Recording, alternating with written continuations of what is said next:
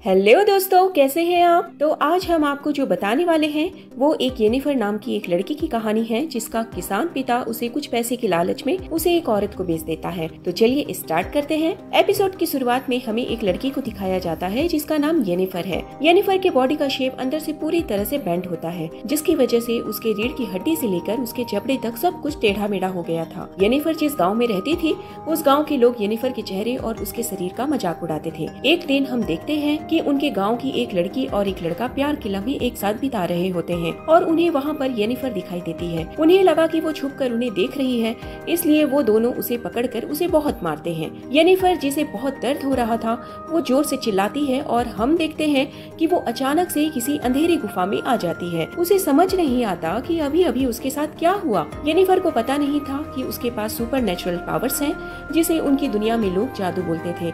उस गुफा में हम एक और आदमी को देखते हैं। इस आदमी का नाम एस्टेड था और ये गुफा ही उसका ठिकाना था जहाँ पर वो अपनी जादू की प्रैक्टिस करता था। एस्टेड जब येनिफर को देखता है तो उसे अपनी आंखों पर यकीन नहीं होता। वो समझ जाता है कि ये लड़की यहाँ की नहीं है क्योंकि वो डरी हुई। वो उसके पास जाता है पर वो उसे जोर से थप्पड़ मारती है। एस्टेड उस पर बिल्कुल भी गुस्सा नहीं था। वो येनिफर से कहता है कि अगर उसने जादू का यूज किया है तो वो लोग तुम्हें जल्दी ढूंढ लेंगे, इसलिए तुम यहाँ से दूर भाग जाओ। एस्टेड उसके लिए एक नया रास्ता खोलता है, एक ऐसा रास्ता जिसे ढूंढा नहीं जा सकता, और उस रास्ते की मदद से येनिफर अपने घर वापस लौट आती है। अब एक दिन हम देखते हैं कि एक औरत येनिफर के पिता से मिलने आती है। उसके पिता सुअर पालने का काम किया करते थे और वो औरत उनसे सुअर खरीदने आई थी। सौदा करते करते ही वो येनिफर की तरफ इशारा करके कहती है कि इस वाले जानवर का क्या भाव है, जिस पर येनिफर का पिता कहता है कि इसकी कीमत 10 मार्क है। जेनिफर को तो यकीन नहीं होता कि उसका दाम लगाया जा रहा है। वो औरत उसका मोल भाव करती है। इसके बाद उसके पिता उसे सिर्फ 4 मार्क में बेच देते हैं। येनिफर को उसके पिता ने उसकी आंखों के सामने ही देखते बेच दिया था। यहाँ तक कि उसकी माँ भी उसे बचाने की कोशिश करती है, लेकिन सौदा हो चुका था। येनिफर के पिता उसे किसी का गंदा खून मानते थे क्योंकि वो सुंदर नहीं थी और ऊपर से उसका शरीर पूरी तरह से आड़ा तिरछा था। इसके बाद हम देखते हैं कि वो औरत येनिफर को अपने साथ ले जाती है और उसे कमरे में ले जाकर बंद कर देती है। येनिफर को अब लगता है कि उसके जीने का कोई मतलब नहीं है। सभी उससे नफरत करते हैं और अब तो उसका परिवार भी उसके साथ नहीं था। वो अपने हाथों की नसें काटकर अपनी जान देने की कोशिश करती है, लेकिन कुछ देर बाद हम देखते हैं कि वो अभी तक जिंदा थी क्योंकि उस औरत ने उसका समय रहते इलाज करा दिया था। इस औरत का नाम टेसिया था और ये वहाँ की एक टीचर थी और बच्चों को जादू सिखाती थी। हम देखते हैं इसने येनिफर को ही नहीं बल्कि उसकी जैसी बहुत सी लड़कियों को इकट्ठा किया था जिन्होंने अपनी जिंदगी में कभी न कभी गलती से जादू का इस्तेमाल किया था। टेसिया उन लड़कियों को बताती है कि आज से यही उनका घर है और उनकी जिंदगी अब यहीं से शुरू होती है और यहीं पर खत्म भी। टेसिया उन्हें एक मंत्र पढ़कर उन्हें पत्थर को बिना छुए उठाने को कहती है। हम देखते हैं कि जब एक लड़की उस मंत्र को पढ़ती है तो उसका हाथ डिकम्पोज होने लगता है, जिसके बाद टेसिया उन्हें बताती है कि जादू कुछ भी नहीं, बस एनर्जी का स्थानांतरण है। वो उन्हें उस पत्थर को उठाकर दिखाती है, पर इसकी वजह से उसके पास रखा हुआ एक फूल मुरझा जाता है। हम देखते हैं कि सभी लड़कियां उस पत्थर को उठा देती है, पर येनिफर की बहुत कोशिश करने के बाद भी उससे वो जादू नहीं हो पा रहा था। वहाँ पर येनिफर की एस्टेड से एक बार फिर से मुलाकात होती है, पर वो ये पूछना भूल जाती है कि वो उसे शुरुआत में उस जगह से भगाने के लिए क्यों कह रहा था। येनिफर की अगली क्लास में टेसिया एक दूसरे के मन को पढ़ने के लिए कहती है। वो लड़कियां एक जगह बैठकर एक दूसरे की आंखों में देखते हुए पूरा दिन बिता देती है, लेकिन हम देखते हैं कि येनिफर सबसे पहले टेसिया को बताती है कि उसने मन की बात को पढ़ लिया है। टेसिया को पता चलता है कि वो झूठ बोल रही है। वो येनिफर को डांटती है और कहती है कि उसकी इसी आदत की वजह से उसे कोई पसंद नहीं करता। वो कहती है कि अगर वो सुंदर भी होती तब भी शायद ही कोई उसकी जैसी लड़की को पसंद करता। येनिफर ये सुनकर बहुत निराश हो गई थी, पर एस्टेड उसे समझाता है कि कुछ लोगों को जादू सीखने में थोड़ा समय लगता है और ये बहुत नॉर्मल बात है। पर उसने तो अपनी पहले ही कोशिश में एक रास्ता खोल दिया था और ये बिल्कुल भी आम बात नहीं थी। वो येनिफर को उसका दिमाग पढ़ने को कहता है और अब हम देखते हैं कि इस बार येनिफर ने उसका दिमाग पढ़ लिया था। उनकी अगली क्लास में टेसिया अपनी पावर से एक कभी न काबू होने वाली चीज को कंट्रोल करना सिखाती है, जो थी आसमान में गरजने वाली बिजली। अब हम देखते हैं कि जब एक लड़की उसे काबू करने की कोशिश करती है तो उसे जोर का झटका लगता है, जिसकी वजह से वो बेहोश हो जाती है। उसकी सांसें चल रही थी पर सभी अब डर गए थे। येनिफर जब उस बिजली को पकड़ने की कोशिश करती है तो इस बार उसे भी झटका लगता है। हम देखते हैं कि उनमें से एक लड़की उस गरजती हुई बिजली को रोक लेती है। टेसिया उसके हुनर की तारीफ करती है और येनिफर को सुअर की बच्ची बोलकर उसका मजाक उड़ाती है। येनिफर इस बार बर्दाश्त नहीं कर पाती और वो गुस्से में आकर करंट को उस लड़की के ऊपर फेंक देती है। टिसैया ने उस लड़की को बचा लिया था, पर वो येनिफर को चेतावनी देती है कि उसे अपने अंदर की हलचल को शांत करना होगा, नहीं तो तुम खुद के और अपने आसपास के लोगों के लिए खतरा बन सकती हो। वो नहीं चाहती थी कि जब वो उन्हें राजा के पास भेजे तो उन्हें उनकी तरफ से शिकायत सुनने को मिले।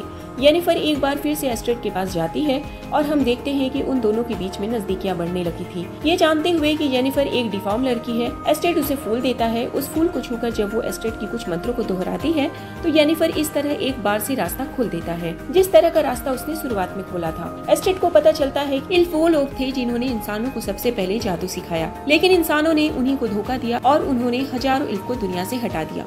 क्योंकि येनिफर के अंदर एक इल्फ का खून था, इसलिए एक शराब के चलते उसके शरीर की ऐसी हालत हो गई। एक रात येनिफर देखती है कि टिसैया कुछ लड़कियों को तालाब के पास ले जाती है और उन्हें अपने जादू से इल बना देती है। और टिसैया को पता था कि येनिफर उसे छुप कर देख रही है, इसलिए वो उसे सामने आने को कहती है। येनिफर उससे पूछती है कि उसने उन लड़कियों को इल क्यों बना दिया, जिस पर टिसैया उसे पूरी बात नहीं बताती और उससे कहती है कि वो उसे भी उन्हीं की तरह बना देगी, लेकिन वो इल बनने की क्राइटेरिया को पूरा नहीं करती। वो येनिफर को उन सभी को पानी में फेंकने के लिए कहती है। इसके बाद येनिफर एक एक करके अपने दोस्तों को पानी में डाल देती है। इधर हम देखते हैं कि धीरे धीरे येनिफर और एस्ट्रेड के बीच में नजदीकियां बढ़ रही थी। एस्ट्रेड उससे कहता है कि एक बार उसने जादू सीख लिया तो उसे अलग अलग राज्य में भेजा जाएगा और उसके बाद वो शायद कभी न मिल पाए। लेकिन येनिफर उससे कहती है कि वो वापस अपने राज्य जाना चाहती है और वहाँ के राजा के लिए काम करना चाहती है, ताकि वो लोगों को दिखा सके कि उसके अंदर काबिलियत है और जिन लोगों ने उसका मजाक उड़ाया और उसे बदसूरत बोला था उन्हें उनके लिए सजा दे सके। उसके बाद येनिफर एक आदमी के पास जाती है। उस आदमी का काम था सभी लड़कियों को परफेक्ट करना, मतलब जिस किसी लड़की को भी राजाओं के पास भेजा जाता था उन्हें फिजिकली और मेंटली परफेक्ट बनना पड़ता था। वो आदमी येनिफर को अपने कुछ पुराने कपड़ों को दिखाता है और उससे कहता है कि वो उसे सुंदर बना देगा। येनिफर जब खुद को आईने में देख रही थी तभी टिसैया मिलने आती है। टिसैया उससे कहती है कि वो अपनी आंखें बंद करे और ऐसी लड़की के बारे में सोचे जो सबसे ताकतवर हो और उसे किसी से भी डर नहीं लगता। वो उसके रंग रूप और उसके शरीर की बनावट के बारे में सोचने को कहती है और येनिफर के इमेजिन करने के बाद टिसैया उसकी इमेजिनेशन को आईने पर ट्रांसफर कर देती है, पर देखती है कि उस आईने पर उसी का चेहरा था। इसके बाद हम देखते हैं कि टिसैया और उन लोगों की सभा बैठाई जाती है जो इस बात का फैसला करते थे कि किस किस लड़की को किस राजा के पास भेजा जाना चाहिए। टिसैया येनिफर को उन्हीं के राज्य एड्रेन भेजना चाहती थी और उसने येनिफर को उसके लिए वादा भी किया था, लेकिन हम देखते हैं कि सभा में एक आदमी उसकी बात काटते हुए सभी को बताता है कि येनिफर के अंदर इल्फ का खून है और सभी को पता है कि एड्रेन के राजा एक इल्फ से कितनी नफरत करते हैं। टिसैया ने इस बात को जानबूझकर सभी से छुपाया था, लेकिन अब क्योंकि सभी को सच्चाई पता चल गई थी इसलिए वो फैसला करते हैं कि वो येनिफर को नेल्फगार्ड राज्य के राजा के पास भेजेंगे। जब येनिफर को इस बात का पता चलता है तो वो टिसैया से कहती है कि उसे एक बार सभा से बात करनी है,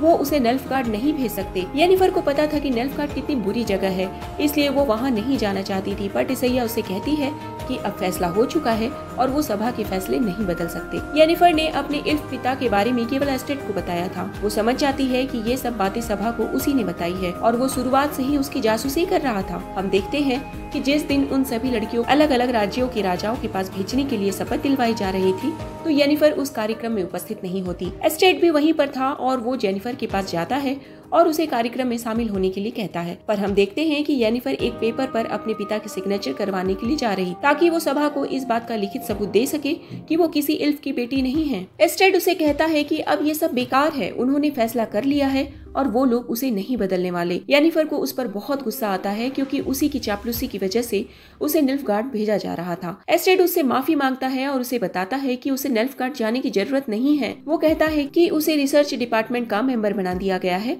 और वो उसे भी अपने साथ उसी में शामिल कर लेगा। वो येनिफर से कहता है कि वो दुनिया घूमेंगे और नई नई चीजों की खोज करेंगे। तब येनिफर कहती है कि उसे उसके साथ नहीं जाना, उसे सबसे शक्तिशाली बनना है, उसे उसके जैसा नहीं बनना जिसे जिंदगी आसान लगती है। येनिफर उससे कहती है कि उसकी दुनिया बहुत जालिम है और उसे अब इसी दुनिया पर राज करना है। दूसरी तरफ हम देखते हैं कि सेरेमनी में एड्रिन के राजा अपने लिए एक जादूगर का चुनाव कर रहे थे। राजा को उसके राज्य की ही कोई लड़की चाहिए थी, पर उन लोगों ने तो येनिफर को पहले ही इस पूरे खेल से निकाल दिया था। आखिर में राजा एक लड़की को चुन लेता है क्योंकि उसके पास इससे बेहतर कोई ऑप्शन नहीं था। इधर हम देखते हैं कि येनिफर उस आदमी के पास जाती है और उसे कहती है कि वो उसके शरीर को ठीक कर दे। आदमी येनिफर को कहता है कि अगर उसने ऐसा किया तो सभा के सभी लोग उसकी गर्दन काट देंगे। पर येनिफर उससे कहती है कि बस वो वही काम करे जिसमें उसने महारत हासिल की है, और अगर वो लोगों से डरता है तो उसे इस काम को छोड़ देना चाहिए। इस आदमी को अपने जादू पर बहुत घमंड था और उसे येनिफर की बातें बहुत जोर की दिल में चुभ जाती है, और फिर वो उसे जादू करने से मना कर देता है, क्योंकि उसे बेहोश करने के लिए जो दवाई बनानी थी उसे बनाने में समय लगता, और जब तक वो दवाई बनती तब तक शायद बहुत देर हो जाती। तब येनिफर उससे कहती है कि वो ऐसे ही उस पर जादू करे, लेकिन आदमी कहता है कि इसमें बहुत उसे दर्द का सामना करना पड़ेगा। लेकिन फिर दिखाया जाता है कि येनिफर को अब इससे कोई फर्क नहीं पड़ता था। सुंदर बनने के लिए येनिफर को अपने गर्भ की कुर्बानी देनी पड़ेगी। इसका मतलब था कि वो कभी भी किसी बच्चे को अब आगे भविष्य में जन्म नहीं दे पाएगी। आदमी येनिफर के गर्भ को उसके शरीर से निकाल लेता है और उसका एक पेस्ट बनाकर उसे येनिफर के उन पार्ट्स पर लगाता है जिसकी वजह से येनिफर बदसूरत दिखती थी। हम देखते हैं आदमी जैसे ही अपने मंत्रों को पढ़ना शुरू करता है तो उसके जादू के चलते येनिफर के शरीर में बदलाव आने लगते हैं। उसकी रीढ़ की हड्डी सीधी होने लगती है और उसके बाहर निकले हुए जबड़े वापस अंदर की ओर जाने लगते हैं। ये सब कुछ बिना एनेस्थीसिया के हो रहा था, जिसकी वजह से येनिफर को हद से ज्यादा दर्द का सामना करना पड़ रहा था। पर आखिर में हम देखते हैं कि येनिफर का शरीर फिर से उसके असली बनावट में ढल चुका था और वो पहले से बहुत ज्यादा खूबसूरत बन चुकी थी और अब वो कार्यक्रम में शामिल हो चुकी थी। ऐसे में सभी लोग उसे देखकर हैरान हो जाते हैं। अब यहाँ हम देखते हैं कि येनिफर किसी से बात नहीं करती और वो सीधा राजा के पास जाती है। वो राजा उसकी खूबसूरती देखकर उस पर फिदा हो जाता है और जब येनिफर उसे बताती है कि वो भी वेनबर्ग से है तो राजा अपनी पसंद की हुई लड़की का हाथ छोड़कर येनिफर के साथ डांस करने लगता है। इसका मतलब ये था कि उसने अपने राज्य के लिए येनिफर को चुन लिया था। अब हम उस आदमी को देखते हैं जिसने येनिफर को हटाने के लिए ये सब कुछ प्लान किया था, जिससे उसकी बेटी राजा के साथ शासन करे, लेकिन राजा ने उसकी बेटी को नहीं चुना, इसलिए उसके अंदर इस बात का गुस्सा था। इसी के साथ ये एपिसोड यहीं पर खत्म हो जाता है। तो दोस्तों, आई होप कि आपको स्टोरी पसंद आई होगी। वैसे बता दें कि ये कोई मूवी नहीं बल्कि सीरीज का एक चैप्टर है और आगे भी इसके कई एपिसोड्स हैं। येनिफर की जर्नी आगे भी कंटिन्यू होती है, लेकिन उसके लिए आपको पूरी सीरीज देखनी होगी। तो मिलते हैं अपने नेक्स्ट वीडियो में।